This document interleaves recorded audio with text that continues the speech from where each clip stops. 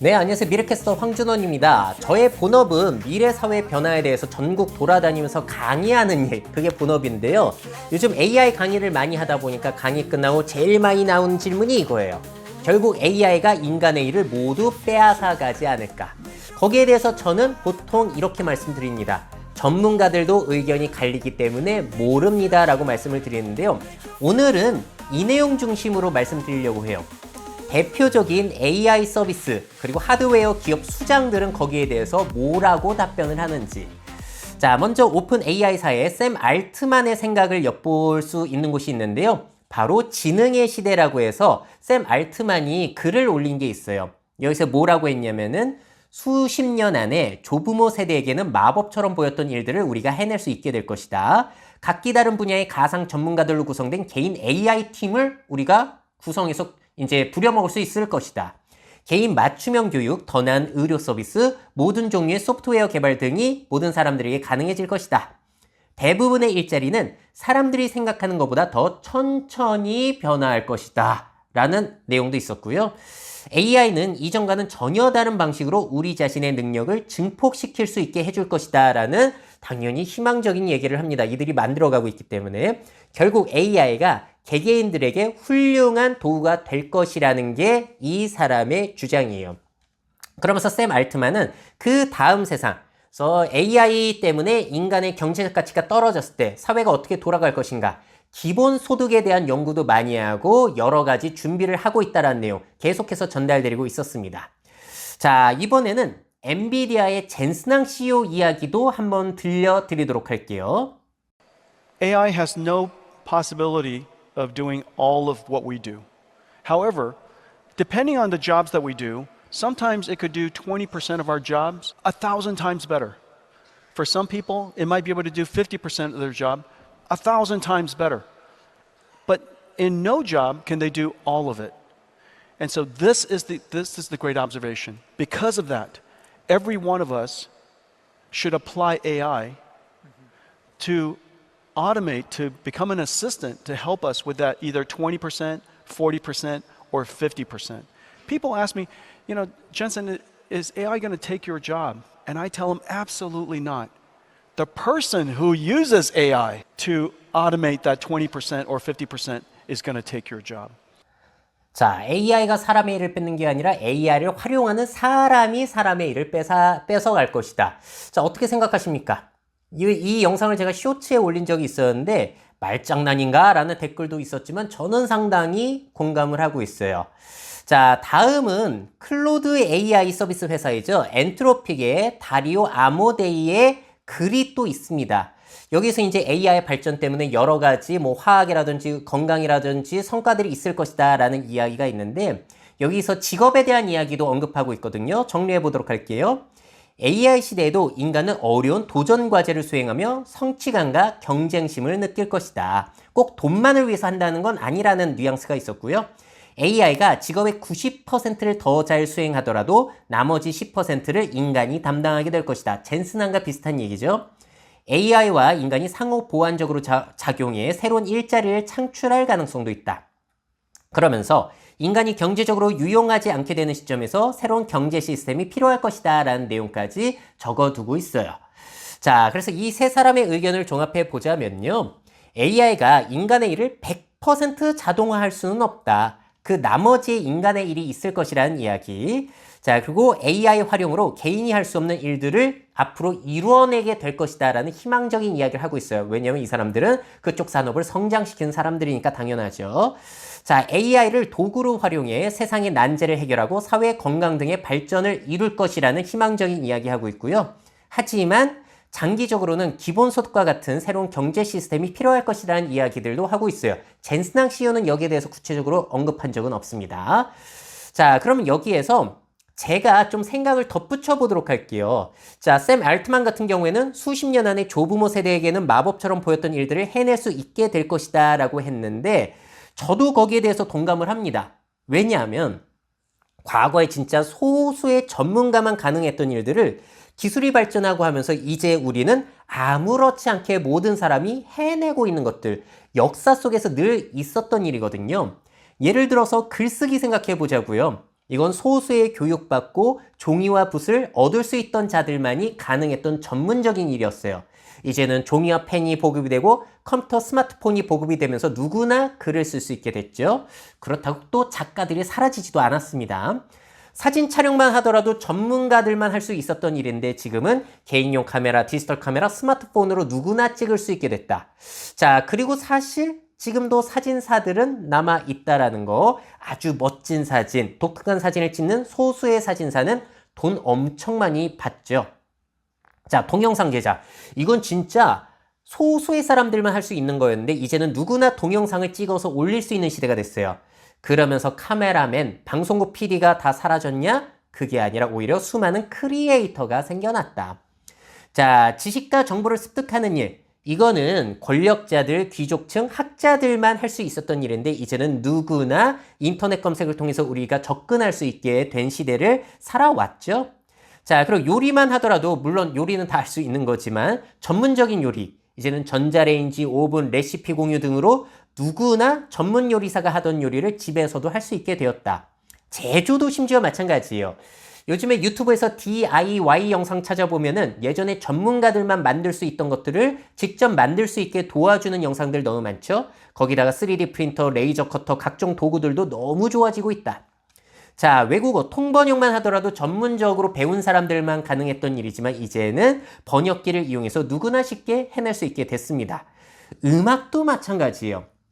실제 악기를 연주해서 사람들이 모여야만 가능했지만 이제는 컴퓨터를 이용해서 혼자 작곡하는 것도 가능하고요. 우리가 음악을 들으려면은 실제 가수들, 연주자들이 공연을 와서 했어야 됐는데 이제는 LP, 카세트, CD를 넘어서 스트리밍으로 누구나 음악을 듣게 된 세상이 됐다.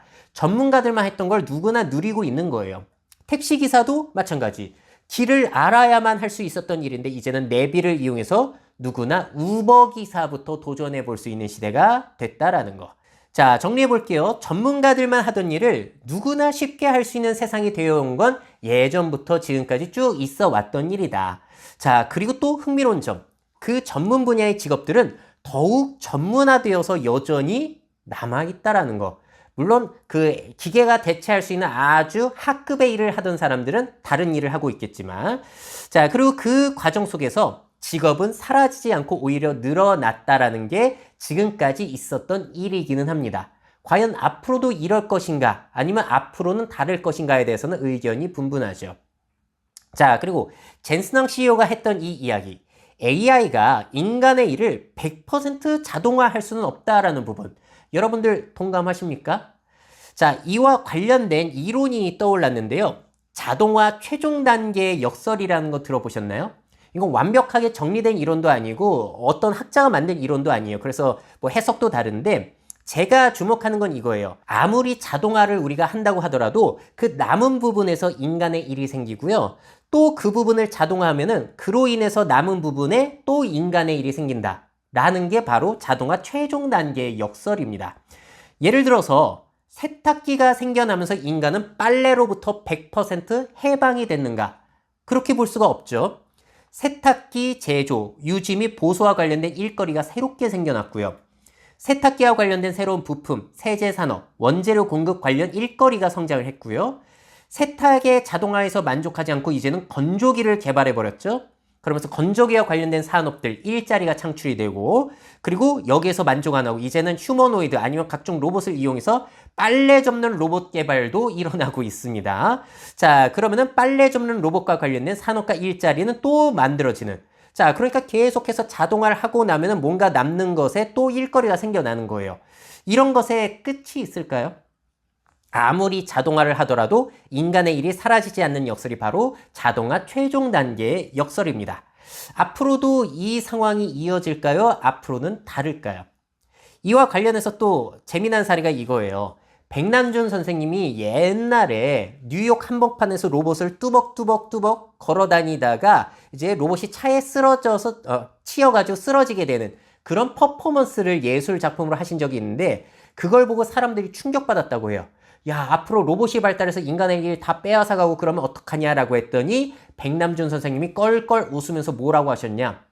이 로봇 하나 움직이는데 얼마나 많은 사람이 투입됐는지 아신다면은 그런 소리를 못 할 겁니다. 그 사례가 또 떠오르기도 하더라고요. 자, 그리고 엔트로픽사의 CEO가 한 얘기, AI가 직업의 90%를 더 잘 수행하더라도 나머지 10%를 인간이 담당하게 될 것이다. 라는 겁니다. 그리고 또 그 10% 중에 90%가 자동화되면 또 새롭게 생긴 10%의 인간의 일이 있지 않을까라고 저는 생각을 해요.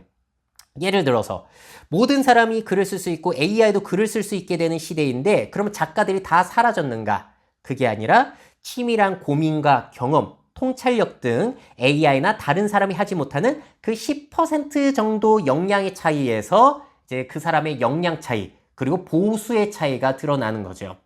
요리도 마찬가지예요. 이제 누구나 쉽게 요리 다 할 수 있잖아요. 레시피도 있고. 근데 요리 경험을 통한 노하우, 재료 선택, 조리, 플레이팅, 공간 구성 등 한 10% 더 전문화된 사람들이 요리사를 하고 또 기회를 잡고 있다는 거. 자, 사진도 생각해 보자면은 사진 누구나 찍을 수 있습니다. 하지만 사진을 통해서 얻을 수 있는 새로운 경험, 약 10%를 더해가지고 또 기회를 잡는 곳도 있더라고요. 제가 활면수, 박명서 씨가 하는 유튜브 채널 보다 알게 된 건데 글리치라고 하는 연희동에 있는 사진관이고요. 이렇게 재미난 컨셉으로 3D 포토를 찍게 한다든지 그런 것들로 키링, 이런 굿즈 같은 것들도 만들어주는 새로운 사진관이더라고요. 보시게 되면은 비용도 굉장히 비싸요. 3D 포토 비용이 2인 기준으로 9만 원. 사실 누구나 이제는 사진을 찍을 수 있게 됐기 때문에 사진 가격이 빵원, 제로가 되어야 되는 게 어찌 보자면 상식일 수도 있었는데 그게 아니라 뭐 포토부스, 네컷 사진이라든지 아니면 이런 재미난 사진, 키링 만들기 등 또 다른 관련 산업 직업이 생겨나더라. 그래서 나머지 10%를 채우는 것으로 인간의 일은 계속해서 생겨날 수도 있다라는 것이죠. 그래서 제가 강의에서 늘 강조드리는 게 이런 AI 시대에는 AI에게 일을 맡기는 사람은 사회에서 높은 보수를 받거나 능력을 인정받을 수 없다. 그거 이상으로 뭔가를 추가할 수 있는 플러스 알파 역량이 중요해지는 시대라고 강의에서 많이 말씀드립니다. 그 사례가 딱 이거라는 거죠. 줄 서는 식당. 레시피 다 나와 있어요. 짜장면, 아구찜, 삼겹살, 치킨집들 가게 수두룩한데 왜 잘 되는 집만 잘 되고 줄을 쫙 서냐는 거예요. 왜냐하면 그 집에는 플러스 알파가 있으니까. 자, 해당 분야에 대한 관심과 애정이 과하거나 새로운 트렌드를 접목했거나 다른 요소들과 결합을 했거나 남들과 다른 가치를 제공하려는 노력, 그런 것들에서 앞으로의 보수, 능력 차이가 나타나지 않겠냐라는 겁니다. 10%의 특별함, 그게 또 줄어들게 되면 1%의 특별함, 0.1%의 특별함, 그런 경쟁 속에서 기회를 잡는 사람들은 여전히 있을 것이고 그와 관련해서 새로운 직업과 산업은 생겨나지 않겠냐라는 겁니다. 자, 그래서 결국에는 지금 우리는 뭘 해야 되는가? 너무 간단합니다. 결론은. 뭐냐면요. AI를 활용해서 내가 하고 있는 일의 효율성, 결과물의 질을 향상시키는 걸 노력하시기. 자, 그리고 하고 싶었지만 기술과 자본이 없어서 하지 못했던 일들을 AI 도구를 활용해서 해내는 거. AI를 활용해서 세상의 문제를 해결하기. 할 일들 너무 많아요. 고령화, 기후위기, 의료 등 문제 해결할 거 너무 많습니다. 자, 그리고 AI가 하지 못한 역량 기르기, 창의성, 감성적인 부분, 신체 활동, 새로운 놀거리 만들기 못하거든요. 이런 쪽으로 앞으로 또 변화를 하면 되겠고요. 그래서 섣부른 판단, 너무 앞서간 상상보다는 현재 AI의 발전에 맞춰서 변화하는 게 저는 가장 현명하지 않을까라고 보고 있어요. 결국에는 모든 것을 AI가 다 잘하는 거 아닙니까? 라고 생각하시게 되면은 그럼 뭐 아무것도 하지 마셔야 되는 거잖아요. 그거는 생산적인 사고라고 할 수가 없겠죠. 그때그때 거기에 맞춰서 잘 활용하면서 변화하는 게 가장 우리가 선택할 수 있는 최선의 방법인 것 같습니다. 자, 오늘 이야기 말고도 제가 AI의 발전과 관련해서 인간의 일거리는 뭐가 있을까? 상당히 많은 콘텐츠들 꾸준히 올리고 있고요. 또 제가 주장하는 게 일자리는 사라지지만 미래 일거리는 무지하게 많을 것이다. 고령화, 기후변화, 1인 가구, 세 가지 메가 트렌드만 생각하더라도 이거 해결 안 된다. 일거리 너무 많을 것이다 라는 이야기도 전달드리고 있으니까요. 한번 찾아보셔도 좋을 것 같습니다. 자, 오늘 이야기 들으시면서 어떤 생각 드셨나요? AI가 인간의 모든 일을 결국에는 대체하게 될까요? 제일 현명한 대답은 모르죠가 제일 맞아요. 그래도 저는 AI 기업의 수장들이 하는 이야기에 공감을 하는 편이라서 오늘은 그 내용을 중심으로 전달을 드렸고요. 반대 의견을 포함해서 다양한 생각들 남겨주시면은 사람들이 댓글을 읽어보면서 또 균형적인 사고를 할 수 있을 것 같습니다. 자, 그러면은 댓글 남기러 가보시죠. 미래 사회 변화를 업데이트하고 싶으신 기업 및 기관, 그 밖에 미래 트렌드 교육이 필요하신 분들은 myf21 네이버닷컴 이메일로 연락주세요.